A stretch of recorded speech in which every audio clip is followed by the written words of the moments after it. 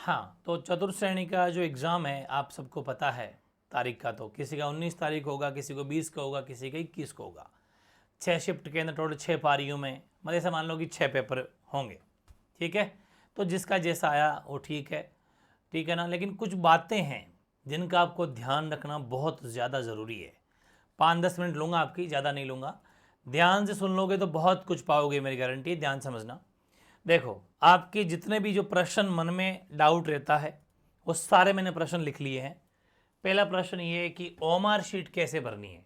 Exam centre में जाएंगे, OMR sheet मिलेगी तो कैसे भरनी है, पहला क्वेश्चन तो यही है। देखो, सबके अलग अलग विचार हो सकते हैं, आप भी अपने हिसाब से जो आपको अच्छा लगे कर सकते हो। मेरा विचार बता रहा हूँ जो आपको सुनना है। सपोज आपके 120 क्वेश्चन है, ये आपको मालूम है ना। 120 क्वेश्चन आपके हैं जिसमें डिफरेंट डिफरेंट सब्जेक्ट के हैं।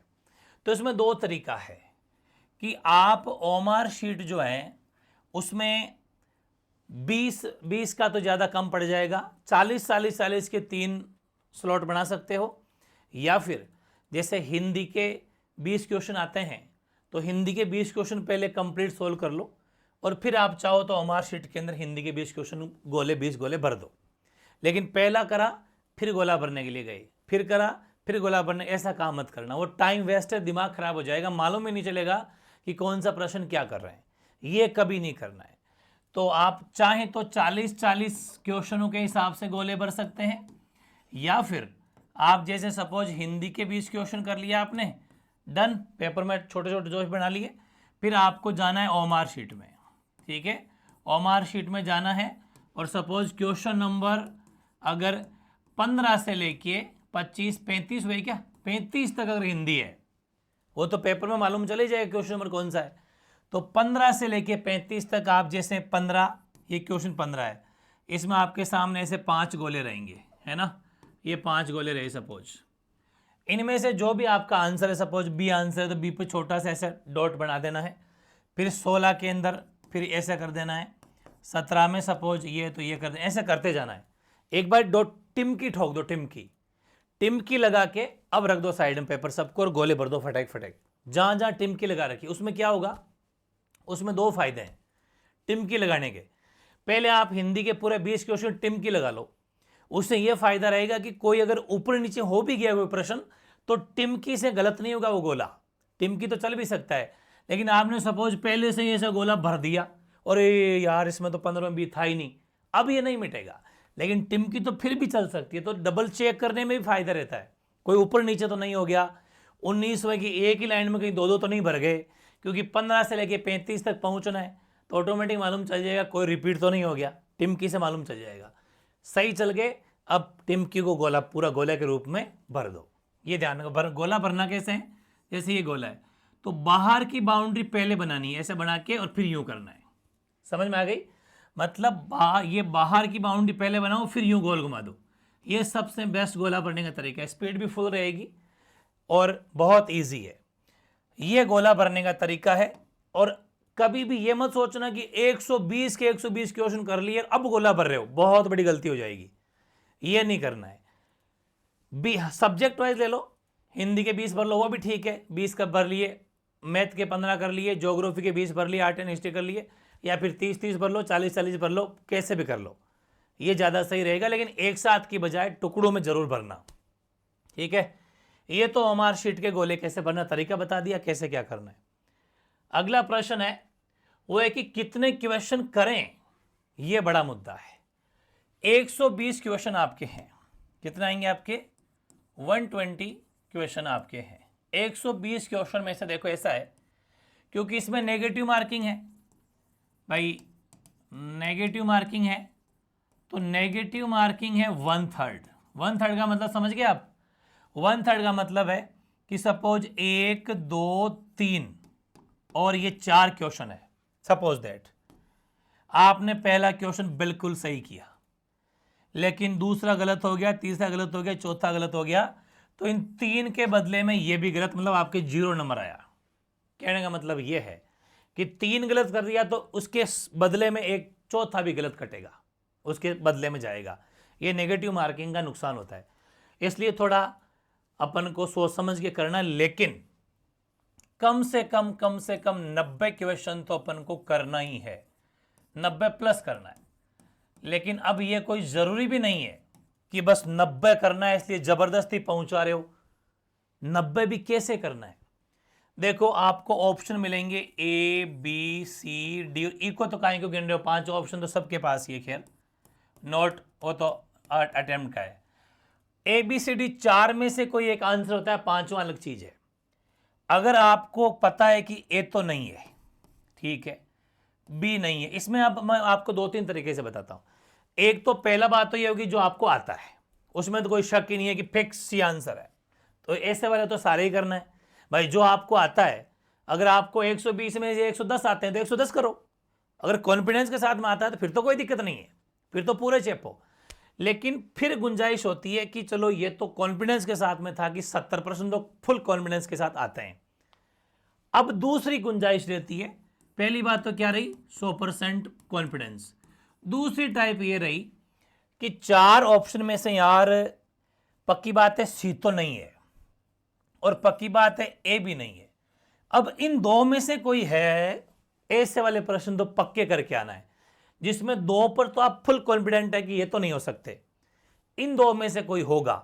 मतलब अगर 50-50 गुंजाइश है तो ये प्रश्न तो आपको अटेम्प्ट करना ही करना है, क्योंकि 2 में आप पूर्ण विश्वास के साथ में है और इन 2 में से पक्की बात है लगभग सही हो जाता है, कोई एक आधा गलत होगा तो चल जाएगा, बट ऐसे वाला तो पक्के करना है। तीसरी बात, एक और गुंजाइश रहती है कि यार 4 में से ये ए तो नहीं है, इन 3 में से हल्का धुंधला धुंधला है कि एक में भी एक शायद इन 2 में से है, तो भी आप इसकी भी गुंजाइश करनी है। लेकिन अगर ऐसी कंडीशन है कि यार चारों ऑप्शन में से भी नहीं पता, तो फिर तुक्का नहीं मारना कि चारों का ही नहीं पता, चारों का ही नहीं पता, एक में थोड़ी बहुत गुंजाइश है, 3 का तो बिल्कुल नहीं पता, तो ऐसे प्रश्न को छोड़ देना, ऐसे प्रश्न को छोड़ना है। क्योंकि अगर ऐसे अटेम्प्ट कर लिए ना तो नेगेटिव मार्किंग का इतना भार बन जाएगा कि 40% भी नहीं आएंगे, बिल्कुल ही नहीं आते तो उनको नहीं अटेम्प्ट करना है। कोशिश ये करनी, तुक्के नहीं चलेंगे, तुक्के कभी नहीं चलेंगे, ठीक है ना, ध्यान रखना। ये थोड़ा नेगेटिव मार्किंग का माइनस फैक्टर है ये। हाँ, नेगेटिव मार्किंग नहीं होती तब तो पूरे ही करके आने थे, तो ये विशेष तौर पे ध्यान रखना है। अगर 2 ऑप्शन का भी अगर आपको मालूम है तो जरूर अटेम्प्ट करना, वरना छोड़ देना, स्किप कर देना। जरूरी है 90-100 तक पहुंचाऊं। अगर आपने ईमानदारी से 90 क्वेश्चन में आपके सही हो गए तो नौकरी पक्की है। अगर आपने 85 भी सही कर दिया ना, एक भी गलत नहीं, तो 85 में नौकरी पक्की है। ये ध्यान में 85-90 में, क्योंकि 53-54 की पोस्टें हैं, कोई दिक्कत नहीं है। इसलिए कहीं 90-100 के चक्कर में पड़ गए और ज़बरदस्ती खींचे जा रहे हो। हाँ, आता है तो 100 करो, 110 करो, कोई दिक्कत नहीं है, लेकिन बेहुदा नहीं करना है, ये ध्यान रखना, ठीक है। इसके अलावा बात आती है क्या पहन कर जाएं, बिल्कुल सही बात है। तो पहली बात तो भाई जींस अलाउ नहीं है, जींस नॉट अलाउड, जींस पहन के मत जाना, माथा फोड़ी होगी, मतलब नहीं है। सिंपल आप लोअर पहन के जाओ, बिना बटनों का, बिना उसके क्या बोलते हैं चैन वैन के, कुछ नहीं होना चाहिए। सिंपल लोअर पहन के जाइए, जिसमें ज़्यादा बटन बुटन नहीं हो, चैन जिप नहीं हो, सिंपल नाड़े वाला, है ना, बढ़िया सा वो लोअर पहन के चल जाओ। लड़के लोअर और एक टी शर्ट पहन जाओ। टी शर्ट कौन सी, अपने बिना कॉलर की, बिना बटन की आती है, बंद गले वाली, वो नॉर्मल टी शर्ट पहन के जाओ। उसमें जेबों वाले और बटनों वाली क्यों पहन के जाते हो, सिंपल ले आओ। सब घर में जो पहनते हैं वो पहन के जाओ, सिंपल। और पैरों में शूज पहन के जा सकते हो, क्योंकि वैसे वो खुलवाएंगे। स्लीपर पहन के अगर आपको अच्छी लगती है चप्पल पहन के, तो इजीली चप्पल सैंडल पहन के चल जाओ, ताकि खोलने करने में, सफ़र में ठीक रहती है। तो ये ध्यान रखना, लड़कों का काम हो गया। गर्ल्स में आप सूट, सलवार सूट पहन के चल जाइए। ज़्यादा बटन वटन वैसे भी सलवार सूट में होते नहीं, कोई दिक्कत नहीं आएगी, है ना। और गर्ल्स भी लोअर टी शर्ट पहन के जा सकती है, सबसे बेस्ट है ना। अगर आप पॉसिबल है तो सबसे बढ़िया वो चल जाइए। वरना कोई लोअर टी शर्ट नहीं पहनते हैं तो आप साड़ी पहन के जा सकते हैं और सलवार सूट पहन के जा सकते हैं। ज़्यादा गहने वहने सब खोल के चल जाना, क्योंकि फालतू में फिर वहाँ दिक्कत होती है।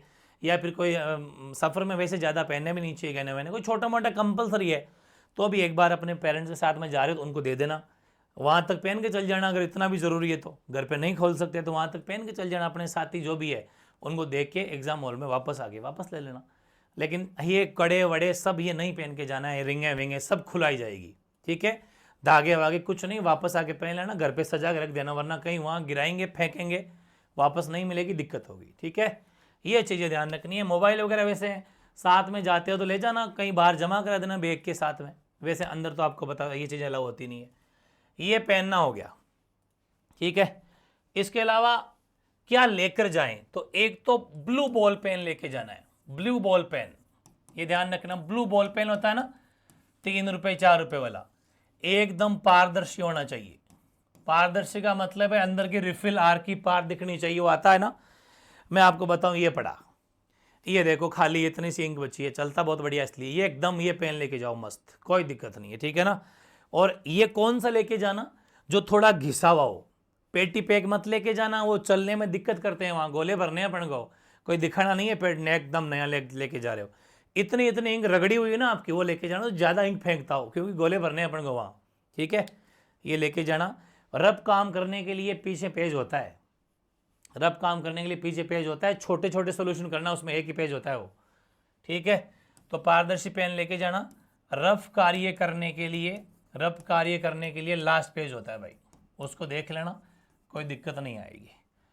इसके अलावा एक मिनट और बता देता हूं मैं आपको कि आपको सबसे पहले, ये क्वेश्चन और है, सबसे पहले कौन सा सब्जेक्ट करें, सबसे पहले कौन सा सब्जेक्ट करें। तो एक बात का ध्यान रखें, सब्जेक्ट आप कोई सा भी कर लो, ज्योग्राफी कर लो, हिस्ट्री कल्चर कर लो, 20-20 क्वेश्चन आ रहे हैं उनके, है ना, हिंदी कर लो, इंग्लिश कर लो, लेकिन मैथ्स को लास्ट में करना। ये मेरा ओपिनियन है, आप अपने हिसाब से देख सकते हो। कारण है, मैथ्स को लास्ट में करने के कारण है, कारण ये है कि कभी कभी मैथ्स को स्टार्टिंग में कर देते हैं ना, तो इतना टाइम दे देते हैं, क्योंकि उसमें 5-7 प्रश्न ऐसे आते हैं हमेशा जो टाइम कंज्यूमिंग वाले होते हैं, जबरदस्त टाइम खाते हो, और आपको मालूम ही नहीं चलेगा कि ओनली फॉर मैथ्स करने में आपने आधा पौन घंटा 1 घंटा लगा दिया। अब मामला नहीं बीत जाएगा। और जीके वगैरह में समय कम लगता है, अगर मैथ्स के चक्कर में जीके छूट गया जिसमें 20-20 क्वेश्चन आ रहे हैं, ठीक है, तो मैथ्स को लास्ट में रखना है, ताकि बचा हुआ टाइम, और फिर भी थोड़ा टाइम बचा के रखना, तो कि भाई मुझे कम से कम जो मैथ्स से 15 क्वेश्चन आ रहे हैं, तो 15 क्वेश्चन के लिए 20 मिनट या 15 मिनट तो बचा के रखनी है। उनमें 5-7 प्रश्न तो ईजी आते हैं, 5-10-8 प्रश्न थोड़े सॉल्यूशन वाले आएंगे, इसलिए टाइम को जरूर देखते हुए चलना, लेकिन मैथ्स लास्ट में करना, क्योंकि वैसे भी बच्चे तुझे मैथ्स को देना, बाकी जीके जैसा सब्जेक्ट मत छोड़ देना कहीं मैथ्स के चक्कर में। ठीक है, ध्यान रखना। लेकिन ये भी मत कह देना कि सर आपने कहा था मैथ लास्ट में करो, हमने लास्ट में छूट गई, तो छूट गई तो टाइम तो बचा के चल, 20 मिनट तो लगेगी तेरे को। ठीक है, 20 मिनट तो बचा के चलनी है, लेकिन कहीं इसके चक्कर में कहीं 1 घंटा ना बीत जाए, इसलिए अपन को ये करना है। ठीक है, ये काम करें। तो सब्जेक्ट आप सबसे पहले जो आपको अच्छा लगे वो कर लो भलाई। जैसे कल्चर है, कल्चर एंड हिस्ट्री के 20 प्रश्न आ रहे हैं, ये कर लीजिए आप। हिंदी के 20 प्रश्न आ रहे हैं, ये कर लो आप, है ना। ज्योग्राफी के 20 प्रश्न आ रहे हैं, ये मोटा मोटा मार्जिन है, इनको खींचो, समझ पा रहे हो। फिर मैथ में बीच में आ सकते हो, अगर इंडिया पॉलिटी मुश्किल अगर लास्ट में कर देना, मैथ पहले कर लो, ऐसा कर लेना, लेकिन पहले ये सल्टाना, ये 20-20 वाले, फिर ये आना। ठीक है, ये हो गया। और एक प्रश्न ये है, कार्बन कॉपी।